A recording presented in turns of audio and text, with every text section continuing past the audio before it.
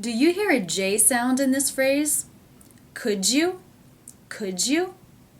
There's no J sound written, but that does happen sometimes in American English pronunciation. In this video, we'll look at why.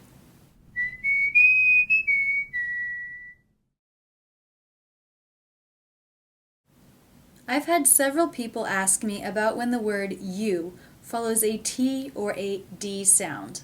First, let's look at some examples. Could you? Could you? Could you be there? Want you? Want you? I want you to come. Do you notice the J sound in could you or the Ch sound in want you? The J and Ch sounds that you're hearing are coming in because of the mouth position. The shape of these sounds, J, Ch, is similar to the U as in boo sound.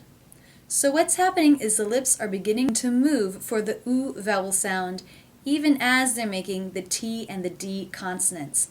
And these things blending together make more of a J or Ch sound. Let's look at some more examples.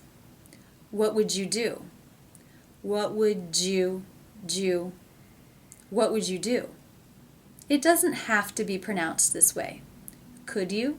Could you? Where you make a separate D and Y sounds, totally appropriate, and you will hear that. However, in more casual conversation, the J and Ch sound does tend to come into play. Let's look at some more examples. I want to know what you thought. I want to know what you thought. Would you hand me that? Would you hand me that? I hope this helps to clear up what many of my students hear and find confusing. That's it, and thanks so much for using Rachel's English.